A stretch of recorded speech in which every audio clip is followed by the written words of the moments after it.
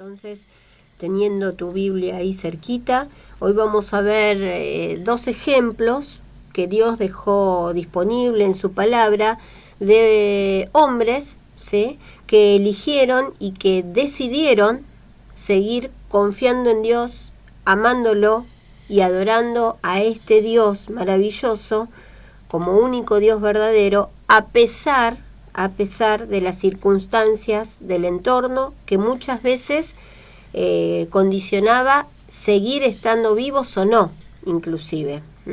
Así que yo lo titulé como nuestra elección es amar a Dios, ¿sí? Así lo llamamos, nos incluimos, ¿sí? No solamente vamos a leer esos dos ejemplos de grandes hombres de Dios, ¿sí? Pero que nosotros también tenemos que tener esa misma elección. Por eso el título, ¿no?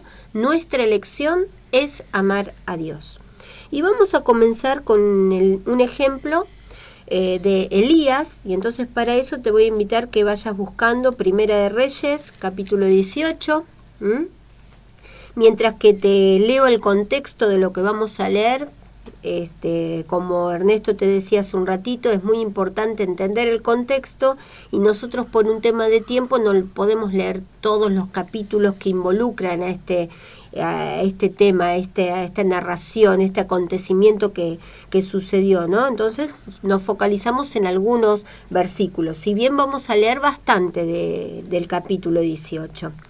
Bueno, te cuento que Elías sucedía en esta situación cerca del capítulo 18 y en anteriores, que se presentó adelante del rey Acab, que era el rey de Israel, para anunciarle algo que Jehová le había dicho, ¿sí?, que no llovería en la tierra por algunos años.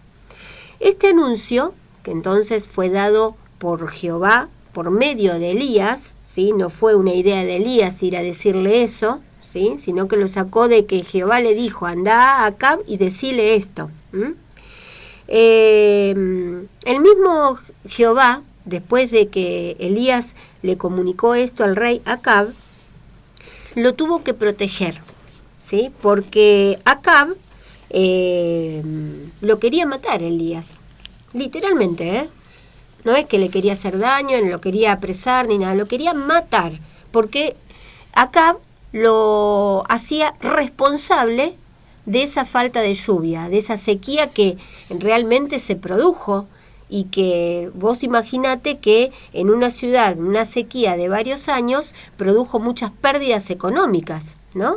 Pero bueno, Acab lo hacía responsable directamente a Elías por esa situación. Pero Jehová, ¿sí?, protegió a Elías y lo ocultó, podríamos decir, para que Acab no lo encontrara, ¿no? Lo proveyó de todo lo que necesitaba. Vos leé después capítulo 16, capítulo 17. Bueno, pasaron unos años, puntualmente 3 años, que no llovió sobre la tierra.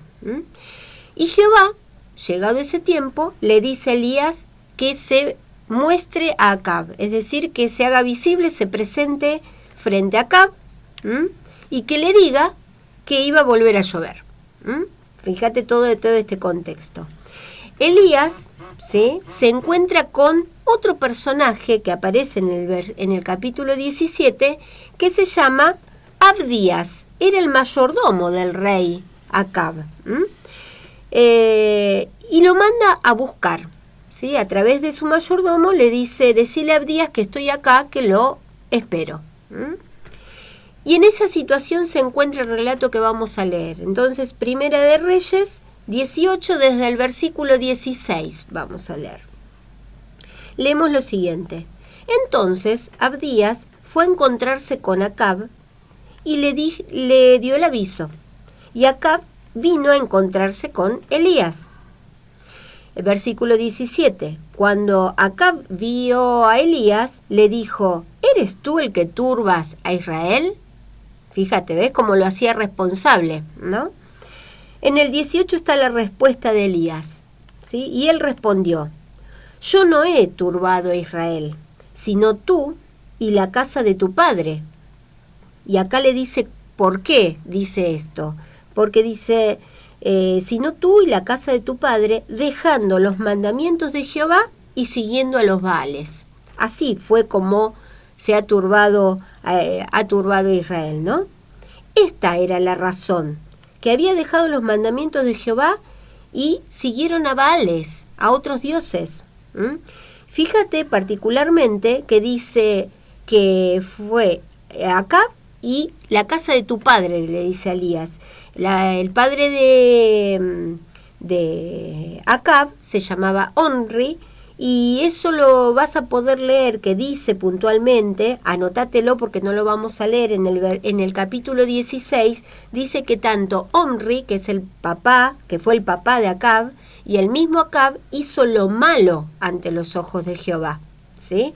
Y ahí por eso es que Elías le dijo, no, los responsables fuiste vos y tu padre, dejando los mandamientos de Jehová y siguiendo a Baales. Esa fue la razón. Seguimos en el versículo 18.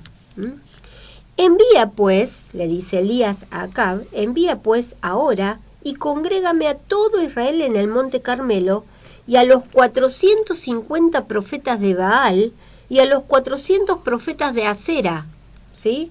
Baal, Acera, otros dioses, ¿sí? Que comen de la casa de Jezabel. Era la esposa de Acab, Jezabel. Fíjate con qué intimidad estaban estos profetas, que hasta comían en la casa real. Versículo 20. Entonces Acab convocó a todos los hijos de Israel y reunió a los profetas en el monte Carmelo. Y acercándose Elías a todo el pueblo, dijo, mira la pregunta que les hace, ¿hasta cuándo claudicaréis vosotros entre dos pensamientos? Si Jehová es Dios, seguidle, y si Baal, id en pos de él. Que se decidan, a ver qué van a hacer. Y el pueblo no respondió palabra. Versículo 22. Y Elías volvió a decir al pueblo, solo yo he quedado profeta de Jehová, mas de los profetas de Baal hay 450 hombres. Dénsenos, pues, 2 bueyes, y escojan ellos uno, y córtenlo en pedazos, y pónganlo sobre leña, pero no pongan fuego debajo. Y yo prepararé el otro buey, y lo pondré sobre leña, y ningún fuego pondré debajo. Mirá el trato que le está haciendo Elías a estos 450 profetas de Baal, sin contar los profetas de Acera también que estaban, ¿no? Versículo 24. Invocad luego vosotros el nombre de vuestros dioses, y yo invocaré el nombre de Jehová. Y el Dios que respondiere por medio de fuego, ese será Dios. Dios con mayúscula, ¿no? Está acá. Y todo el pueblo respondió diciendo, bien dicho, ¿sí? Asintieron, hicieron acuerdo. Versículo 25, entonces Elías dijo a los profetas de Baal, escoged un buey y preparadlo vosotros primero, pues que sois los más, e invocad el nombre de vuestros dioses, mas no pongáis fuego debajo. Bueno, entonces acá estamos en esta situación, ¿ven? Entonces Elías le propuso esta situación, ¿sí? Con los 2 bueyes, y así lo hicieron. Fíjate algo muy particular, que en el versículo 18, a ver, versículo, me parece 18, no, pero es el versículo donde dice que yo solo, en el 22, ¿sí? Yo solo he quedado profeta de Jehová, ¿sí? Estaba él solo como profeta de Jehová. Y los profetas de Baal eran 450 hombres. ¿Ves la diferencia numérica? Yo te quiero hacer notar esto. Y estaban también los 450 profetas de Acera. Pero, a pesar de esa diferencia numérica, Elías se mantuvo firme igual. ¿Por qué? ¿Por qué? Porque confiaba plenamente y sabía que de su lado estaba el Dios Todopoderoso, el único Dios, ¿sí? Y los desafió a invocar sus dioses, y así lo hicieron para poder esperar su respuesta. Te abrevio algunos versículos que siguen después del versículo 25. Ellos los profetas de Baal comenzaron a invocar sus dioses, ¿sí? Y esperar su respuesta. Pero, ¿sabes cuánto tiempo estuvieron invocando? Dice la palabra desde la mañana hasta el mediodía. Y no solamente orando muy suavemente, sino a los gritos, danzando, tratándose de cortar, y dice tajeándose su piel, ¿sí? Haciendo cualquier cosa que está muy lejos de ser ordenado. Y así lo hicieron entonces. Invocaron a sus dioses todo ese tiempo, pero la respuesta no llegó. No hubo respuesta. Pero al contrario, totalmente lo contrario sucedió con Elías. Elías, una vez que ya ellos se cansaron de esperar las respuestas de sus Baales, ¿sí? Elías edificó un altar en el nombre de Jehová, utilizando 12 piedras, colocó 2 medidas de grano en una zanja alrededor del altar, preparó la leña, ¿sí? Y no solamente preparó la leña, sino que luego de prepararla pidió que la rociaran con agua toda esa leña 3 veces. Así que estaba empapado toda esa leña. Cortó el buey en pedazos para el holocausto y hizo lo que él tenía que hacer, era orarle a Jehová. Y así vamos a seguir leyendo entonces en el versículo 36. Te estoy resumiendo, todo esto sucedió entre el versículo 25 y el 36 que ahora vamos a leer.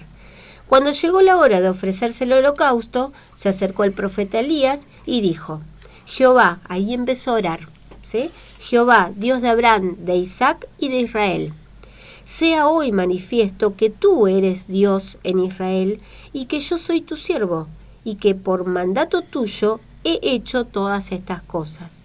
Respóndeme, Jehová, respóndeme, para que conozca este pueblo que tú, oh Jehová, eres el Dios, y que tú vuelves a ti el corazón de ellos. En el 38 solamente le tomó 2 versículos, porque la oración empieza en el 36, y en el 38 dice que entonces cayó fuego de Jehová y consumió el holocausto, la leña, las piedras y el polvo, y aún lamió el agua que estaba en la zanja. Le llevó 2 versículos para que Jehová responda. Versículo 39. Viéndolo todo el pueblo, se postraron y dijeron: Jehová es el Dios, Jehová es el Dios. Entonces Elías le dijo: prended a los profetas de Baal, para que no escape ninguno. Y ellos lo prendieron, y los llevó Elías al arroyo de Cisón, y allí los degolló. Luego de esta situación, llovió después de 3 años de sequía. Solamente Elías había quedado como profeta, como habíamos leído antes en el versículo 22. Y estaban 900 profetas de Baal y Acera, si los juntamos a todos, 400 de cada uno. Esta situación no los atemorizó. Él estaba seguro del Dios en quien él confiaba. Sabía que su Dios es el único Dios verdadero. Su Dios es nuestro Dios, porque este Dios que nosotros tenemos no cambia. Es el único Dios verdadero. Aunque Elías estaba aparentemente, y lo digo entre comillas, aparentemente solo, Jehová respondió inmediatamente, porque él estaba con Jehová. Por eso digo que aparentemente solo. No exactamente esta situación que acabamos de leer de Elías nos puede suceder a nosotros en nuestro tiempo. No necesariamente tenemos que pasar exactamente por esta situación, pero sí podemos pasar por cuestiones similares, ¿sí? En donde todo a nuestro alrededor esté muy lejanos de nuestro Dios, ¿sí? Y estemos aparentemente solos nosotros. Y al igual que Elías, depende de nosotros elegir qué hacer. Si seguir la corriente de nuestro entorno, alejándonos también nosotros de Dios, o la otra opción es pararnos firmes guiándonos por la palabra de Dios que tenemos disponible. Vamos a leer un pasaje, el cual anda buscando el libro de Miqueas. Es un libro no tan leído, ¿sí? Está luego de Daniel, sería el 6º libro. Los mal llamados, podríamos decir, profetas menores, porque no hay mayores ni menores, ¿sí? Es la palabra de Dios revelada exactamente a este gran hombre de Dios, Miqueas. Miqueas capítulo 4. Y este versículo que voy a leer es el que fue el disparador para esto que te estoy compartiendo en el día de hoy, ¿no? Porque Elías hizo lo que dice este versículo. Mira, Miqueas, espero que hayas llegado, y si no te lo voy a leer, anótatelo para después leerlo vos tranquilo, de tu propia Biblia. Miqueas 4, versículo 5. Dice lo siguiente, mira, prestale atención. Aunque todos los pueblos anden cada uno en el nombre de su Dios, nosotros con todo andaremos en el nombre de Jehová nuestro Dios eternamente y para siempre. Yo me pongo a pensar que Elías hizo esto. Aunque él estaba rodeado de 450 profetas de Baal, ¿sí? Él, con todo, anduvo en el nombre de Jehová y confió en él. No le importó el entorno, no le importó las cantidades, que él era solo, ¿sí? Aparentemente era el único que había quedado de profeta de Jehová, y estaba solo, alrededor de 450 profetas de Baal. No le importó. ¿Por qué no le importó? Porque él sabía, y nosotros también sabemos, que Dios no abandona a su gente. Dios no abandona a nadie. Elías estaba solo en medio de un pueblo que se inclinaba a adorar a Baales, a otros dioses. Ellos particularmente decidieron alejarse de Jehová. Jehová no se alejó de ellos, Jehová no los dejó, ellos dejaron a Jehová. Hoy día, ¿sí? A pesar de que pasaron muchísimo tiempo de lo que le sucedió a Elías, hoy sigue teniendo esta misma situación. Podemos pasar por esta misma situación. Y Dios sigue diciendo que no abandona a nadie. El hombre es el que se aleja de Dios, o no, ¿sí? Según la decisión de que cada uno tome, según su propia decisión, ¿sí? Es el hombre. Nosotros somos los que nos alejamos o no de Dios. Y esa decisión que nosotros tomamos tienen sus consecuencias, por supuesto. Recordá que habíamos leído que tanto Acab como su padre habían dejado los mandamientos de Jehová y siguieron a Baales. Ellos se alejaron. Por un momento vamos a ir ahora a Deuteronomios. Este sería el primer ejemplo de Elías. Pero quiero profundizar el tema de que Dios no abandona, y aunque parezca que estemos solos alrededor de una diferencia numérica, alrededor de todas las otras personas que no sigan a Dios, nosotros estamos con Él. Nosotros nos paramos firmes, así tal cual como Elías lo hizo. Desafió y les propuso una situación Elías a los 450 profetas de Baal, porque sabía quién es el Dios con el cual él contaba. Fíjate, en Deuteronomio capítulo 5, te quiero mostrar que esto de no moverse, no alejarse de los mandamientos de Dios e ir a dioses ajenos, Dios ya lo había dicho mucho antes. En Deuteronomio 5, versículos del 6 al 10, podemos leer lo siguiente que le dice Jehová a Moisés en este caso. Yo soy Jehová tu Dios, que te saqué de tierra de Egipto, de casa de servidumbre. No tendrás dioses ajenos delante de mí. No harás para ti escultura, ni imagen alguna de cosa que esté arriba en los cielos, ni abajo en la tierra, ni en las aguas debajo de la tierra. No te inclinarás a ellas, ni las servirás, porque yo soy Jehová tu Dios, fuerte, celoso, que visito la maldad de los padres sobre los hijos hasta la tercera y cuarta generación de los que me aborrecen. Esta es la consecuencia, está avisando cuál es la consecuencia. Versículo 10, y que hago misericordia a millares, a los que me aman y guardan mis mandamientos. Dios dejó bien claro en Deuteronomio, pero luego en Primera de Reyes vimos que tanto Acab como su padre hicieron justamente lo contrario y tuvo su consecuencia. Vamos a ver otro ejemplo en el libro de Daniel también, ¿sí? Aunque todo el resto, recordá, el pasaje de Miqueas, aunque todo el resto ande en el nombre de su propio Dios o sus propios dioses, nosotros tenemos que amar y seguir y pararnos firmes con el único Dios verdadero que existe.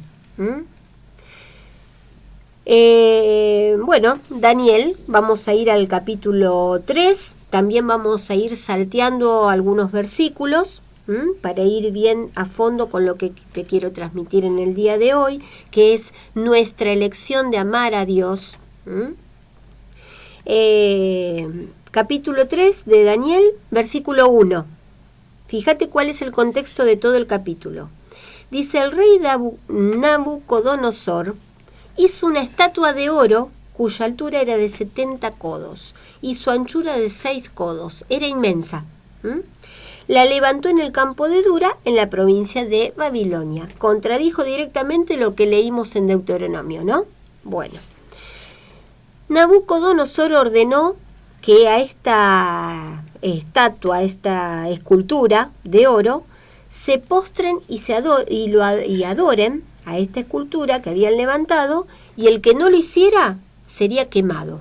¿Sí? Vamos a ir directamente al versículo 8. Vamos a seguir en el versículo 8 de Daniel capítulo 3. Por esto, en aquel tiempo, algunos varones caldeos vinieron y acusaron maliciosamente a los judíos. Está hablando de unos judíos que, si querés anotátelo, en el capítulo 1 de Daniel los nombra, ¿sí? Y ahora en el transcurso de la lectura vamos a mencionarlos. Versículo 9. Hablaron y dijeron al rey Nabucodonosor: Rey, para siempre vive. Tú, oh rey, has dado una ley que todo hombre, al oír el son de la bocina, de la flauta, del tamboril, del arpa, del salterio, de la zampoña y de todo instrumento de música, se postre y adore la estatua de oro. Y el que no se postre y adore, sea echado dentro de un horno de fuego ardiendo. Versículo 12. Hay unos varones judíos, los cuales pusiste sobre los negocios de la provincia de Babilonia, y acá están los nombres, puntualmente son Sadrac, Mesac y Abed-Negó, que son nombres cambiados, ¿sí? En el capítulo 1, versículo 7 vas a leer bien los nombres verdaderos. Le cambiaron los nombres cuando los llevaron. Estos varones, oh rey, no te han respetado, no adoran tus dioses, ni adoran la estatua de oro que has levantado. Entonces, en el versículo 13, Nabucodonosor dijo con ira y con enojo que trajesen a Sadrac, Mesac y Abed-Negó. Al instante, fueron traídos estos varones delante del rey. Habló Nabucodonosor y les dijo, mirá la pregunta que les hace. ¿Es verdad, Sadrac, Mesac y Abed-Negó, que vosotros no honráis a mi Dios, ni adoráis la estatua de oro que he levantado? Ahora pues, ¿estáis dispuestos para que al oír el son de la bocina, de la flauta, del tamboril, del arpa, del salterio, de la zampoña y de todo instrumento de música, os postréis y adoréis la estatua que he hecho? Porque si no lo adoraréis, en la misma hora seréis echado en medio de un horno de fuego ardiendo. ¿Y qué Dios será aquel que os libre de mis manos? Como diciendo, ¿qué Dios va a hacer posible que se libren de mis manos? Estaban seriamente en una situación límite, de vida o muerte. Y tenían que responderle algo al rey. Vamos a seguir leyendo en el versículo 16. Dice, Sadrac, Mesac y Abed-negó respondieron al rey Nabucodonosor diciendo, no es necesario que te respondamos sobre este asunto. En otras palabras, no tenemos nada que responderte, porque ni siquiera lo vamos a considerar, ¿sí? No es necesario que te respondamos sobre este asunto. He aquí, en el 17, siguen respondiéndole al rey, he aquí, nuestro Dios, a quien servimos, puede librarnos del horno de fuego ardiendo, y de tu mano, oh rey, nos librará. Fíjate con qué seguridad lo dice, ¿sí? Nuestro Dios, al que servimos, nos va a poder librar del horno de fuego. Y también de tu mano, oh rey, dice, nos librará, una certeza, sin dudar. Versículo 18 dice, y si no, sepas, oh rey, si no te queda claro, fíjate lo que dice, que no serviremos a tus dioses, ni tampoco adoraremos la estatua que has levantado. Para que te quede claro, rey, no vamos a servir a tus dioses, ni tampoco vamos a adorar esa estatua. Ellos pensaron en este versículo, más allá de que estaba escrito o no, según el tiempo de escritura de Miqueas 4, tomaron al pie de la letra lo que dice Miqueas 4:5. Aunque todos los pueblos anden cada uno, los leo de vuelta, aunque todos los pueblos anden cada uno en el nombre de su Dios, nosotros con todo andaremos en el nombre de Jehová, nuestro Dios, eternamente y para siempre. Esto mismo pensaron Sadrac, Mesac y Abed-negó. Sigamos leyendo en Daniel 3, versículo 20, a ver qué sucedió, del 20 al 30. Y mandó a hombres muy vigorosos que tenían en su ejército que atasen a Sadrac, Mesac y Abed-negó para echarlos en el horno de fuego ardiendo. ¿Sí? Nabucodonosor ordenó esto. 21. Entonces estos varones fueron atados con sus mantos, sus calzas, sus turbantes y sus vestidos, y fueron echados dentro del horno de fuego ardiendo. Y como la orden del rey era apremiante y lo habían calentado mucho, la llama de fuego, fíjate este detalle, la llama de fuego mató a aquellos que habían alzado a Sadrac, Mesac y Abed-negó. Y estos tres varones, Sadrac, Mesac y Abed-negó, cayeron atados dentro del horno de fuego ardiendo. Versículo 24. Entonces el rey Nabucodonosor se espantó. Vamos a ver qué pasó, por qué se espantó, y se levantó apresuradamente y dijo a los de su consejo, ¿no echaron a 3 varones atados dentro del fuego? Ellos respondieron al rey, es verdad, oh rey.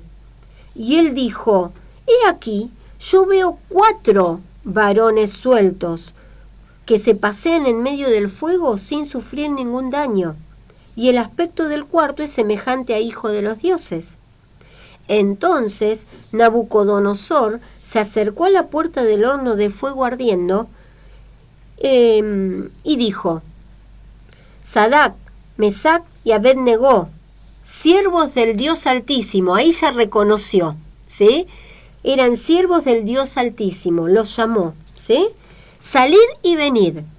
Entonces Sadrac, Mesac y Abed-negó salieron de en medio del fuego.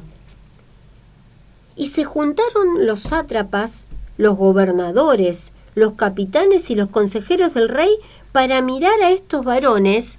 ¿Sabes por qué se asombraban? Cómo el fuego no había tenido poder alguno sobre sus cuerpos, ni aun el cabello de sus cabezas se había quemado. Sus ropas estaban intactas y ni siquiera olor a fuego tenían. 28. Entonces Nabucodonosor dijo, acá se dio cuenta, bendito sea el Dios de ellos, de Sadrac, Mesac y Abed-Negó, que envió su ángel y libró a sus siervos, ¿qué cosa? Que confiaron en él, y que no cumplieron el edicto del rey, y entregaron sus cuerpos antes que servir y adorar a otro Dios que su Dios. ¿Sí? Fíjate, se pararon firmes, aunque todo el pueblo estaba con otros dioses, ellos estaban con Jehová. Que confiaron en él y no cumplieron el edicto del rey y entregaron sus cuerpos antes, prefirieron eso antes que servir y adorar a otro Dios, que no sea su Dios con mayúscula. Versículo 29, por lo tanto, decreto que todo el pueblo, decía el rey, nación o lengua que dijere blasfemia contra el Dios de Sadrac, Mesac y Abed-Negó, sean descuartizados y su casa convertida en muladar, por cuanto no hay Dios que pueda librar como éste. Acá lo reconoció. Entonces el rey engrandeció a Sadrac, Mesac y Abed-Negó en la provincia de Babilonia. ¿Ves? Nuevamente te digo, para recordárnoslo, Dios no abandona a su gente, no abandona a quienes lo aman y a quienes, a pesar de las circunstancias del entorno, se paran firmes y eligen seguir junto a Dios. Estos solo son dos de los tantos ejemplos que tenemos en la palabra para ver la mano poderosa de Dios socorriendo y protegiendo a toda su gente. Sean siervos, como lo leímos hasta ahora, sean siervos durante la administración de la ley, cómo protegió con mano poderosa, ¿sí? Socorriendo y no abandonando a su primogénito Hijo, nuestro Señor Jesucristo, durante toda su vida, antes de ascender a su diestra, donde se encuentra en este momento esperando que el Padre lo envíe nuevamente, y cómo sigue protegiendo y no abandonando a todos y cada uno de nosotros, que como hermanos de Jesucristo, también hijos de Dios, en esta administración de la gracia, lo elegimos seguir amando a Dios a pesar de las circunstancias. Volvamos por un minutito a otro registro de Deuteronomio, capítulo 6, porque está muy acorde a lo que estamos hablando. Habíamos leído que en Deuteronomio capítulo 5, una instrucción, un mandamiento, mejor dicho, de Jehová a Moisés, de no postrarse ni adorar e inclinarse y servir a otros dioses, ¿sí? En Deuteronomio 6, versículos 13 y 14 podemos leer: a Jehová tu Dios temerás, y a él solo servirás, y por su nombre jurarás. No andaréis en pos de dioses ajenos, de los dioses de los pueblos que están en vuestros contornos, a tu alrededor. No andaréis en pos de dioses ajenos, de los dioses de los pueblos que estén en vuestros contornos. Eso es administración de la ley. Anda yendo a Mateo 22 también. Dios una y otra y otra y otra vez nos instruye a lo largo de toda su palabra para que lo sirvamos solo a Él, que no nos condicionemos por el entorno. Que podríamos decir que en nuestro entorno no solamente pueden ser inclinarse ante una imagen, todo aquello que podría ocupar el lugar de otros dioses, bueno, eso es lo que Dios no quiere para nosotros. Y en Mateo 22, el mismo Jesucristo nos recuerda el gran mandamiento de toda la ley y los profetas, que dice en el versículo 36 al 40, y leemos lo siguiente. Le preguntan: Maestro, ¿cuál es el gran mandamiento en la ley? Jesús le dijo: amarás al Señor tu Dios con todo tu corazón y con toda tu alma y con toda tu mente. Este es el primero y grande mandamiento. Y el segundo es semejante: amarás a tu prójimo como a ti mismo. De estos dos mandamientos depende toda la ley y los profetas. Mira qué capacidad de síntesis que tuvo Jesucristo, ¿no? En estos dos mandamientos, ¿sí?, se resume toda la ley y los profetas. Amar a Dios con todo el corazón, alma y mente. Este es el primero y gran mandamiento. Y el segundo, semejante, sí, al primero, que es amar al prójimo como a uno mismo. Si este es el primer mandamiento, significa que si nosotros, hoy en día o cuando fuera, amamos otra cosa con esa intensidad, que no sea nuestro Dios, eso es lo que estaría ocupando el lugar que debería estar ocupando Dios en nuestras vidas. Dios nos instruye a través de su palabra que no nos inclinemos ante imágenes hechas por manos humanas, ante otros dioses, pero tengamos en cuenta que todo aquello que nos corra del primero y grande mandamiento sería equivalente de alejarnos de Dios. Porque esto que nos corrió del primero y gran mandamiento ocuparía el lugar de Dios en nuestra vida. Sería como otro Dios, pero este Dios con minúscula.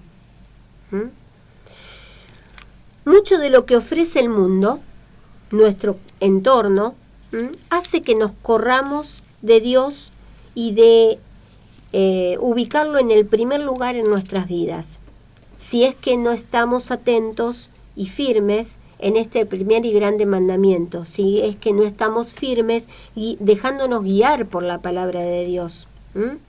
Es mucho, es cierto, es mucho el bombardeo de distracciones que el adversario pone en nuestro alrededor. ¿Por qué? Porque su único objetivo, el objetivo del adversario, es que nosotros nos alejemos de Dios y de su palabra. Que elijamos poner, ¿sí?, con ese amor que Dios nos pide para Él, a otras cosas. Pero, por algo Dios nos dice en Romanos 12, por favor, anda yendo en Romanos 12, ¿qué hacer con este bombardeo de distracciones que el adversario pone con el objetivo de que nosotros nos distraigamos y que nos alejemos, ¿sí?, de Dios y de su palabra? Dios nos recomienda en Romanos 12 esto, para que lo tengamos en cuenta y que tratemos de hacerlo, ¿sí?, porque es para nuestro bien. Dice, no, en Romanos 12:2, no os conforméis a este siglo, sino transformaos por medio de la renovación de vuestro entendimiento, para que comprobéis cuál sea la buena voluntad de Dios, agradable y perfecta. No os conforméis a este siglo. La palabra siglo en los textos antiguos significa mundo, ¿sí? No os transforméis a este mundo. No nos moldeemos nuestros pensamientos a este mundo. Pongamos en práctica y moldémonos de acuerdo a la voluntad de Dios, que es agradable y perfecta. Andemos como nuestro Señor Jesucristo anduvo. Ese es el estándar que nosotros tenemos. Él nos dejó ejemplo para que sigamos sus pisadas. Dios nunca abandonó a su Hijo, a sus hijos, a todos. Particularmente a nuestro Señor Jesucristo nunca lo abandonó. Porque Él nos dejó el ejemplo de elegir a su Dios, a nuestro Dios, en cada paso de su vida. Nosotros hagamos esa misma elección. Sepamos que no estamos solos, que Dios está con nosotros y que nosotros, depende de nosotros no alejarnos de Él. Y en Romanos 8, para ir terminando este último registro, vamos a leer Romanos 8, versículos del 31 al 39, leemos lo siguiente. Empieza con una pregunta. ¿Qué pues diremos a esto? Si Dios es por nosotros, ¿quién contra nosotros? el que no escatimó ni a su propio Hijo, sino que lo entregó por todos nosotros, ¿cómo no nos dará también con él todas las cosas? ¿Quién acusará a los escogidos de Dios? Dios es el que justifica. ¿Quién es el que condenará? Cristo es el que murió, más aún el que también resucitó, el que además está a la diestra de Dios, el que también intercede por nosotros. ¿Quién nos separará del amor de Cristo? ¿Tribulación, o angustia, o persecución, o hambre, o desnudez, o peligro, o espada, o pensá cualquier otra cosa negativa? ¿Quién nos separará del amor de Cristo? Versículo 36, como está escrito, por causa de ti somos muertos todo el tiempo, somos contados como ovejas de matadero. Antes, en todas estas cosas, somos más que vencedores por medio de aquel que nos amó, por lo cual estoy seguro, y acá ponete vos, para decirlo vos, por lo cual estoy seguro de que ni la muerte, ni la vida, ni ángeles, ni principados, ni potestades, ni lo presente, ni lo porvenir, ni lo alto, ni lo profundo, ni ninguna otra cosa creada nos podrá separar del amor de Dios que es en Cristo Jesús, Señor nuestro. No importa, entonces quiero que te quede esto como una reflexión, no importa por las circunstancias por las que hayamos pasado o estemos pasando en este momento. Aunque nos sintamos solos, nuestro Dios, junto con nuestro Señor Jesucristo, no nos abandona. Entonces no nos alejemos nosotros de Él. Dios nos sacará victoriosos si elegimos seguir junto a Él. Si nuestra elección es hacer el primer y grande mandamiento, es amar a Dios, hablando y haciendo su voluntad, es decir, hablando y haciendo su palabra. Con Él, junto con nosotros, ¿sí?, hacemos la diferencia a nuestro favor a pesar del entorno, a pesar de las circunstancias y a pesar de cualquier cosa que nos esté sucediendo. Es pararse firmes, y te voy a releer Miqueas 4:5. Aunque todos los pueblos anden cada uno en el nombre de su Dios, nosotros, con todo, andaremos en el nombre de Jehová nuestro Dios, eternamente y para siempre. Dios te bendiga. Bueno, Padre, en el nombre de nuestro Señor Jesucristo, te damos gracias por esta palabra que hemos oído de parte tuya. Gracias, Padre, por habernos dejado esta hermosa palabra para que podamos leerla y aprenderla directamente desde la lectura y entenderla y cumplirla, y solo así poder hacer tu voluntad y cumplir tu voluntad, Dios, ya que todo lo que está escrito en tu palabra lo dejaste para que nosotros lo podamos cumplir. Gracias por esto, por tanta bendición y por ser un Padre tan misericordioso, tan amoroso y tan bendecidor de todos los que te buscamos, Dios, con honestidad, con franqueza y sabiendo que sos un Dios muy bendecidor. Gracias por esto, en el poderoso nombre de nuestro Señor y Salvador Jesucristo. Amén. Amén.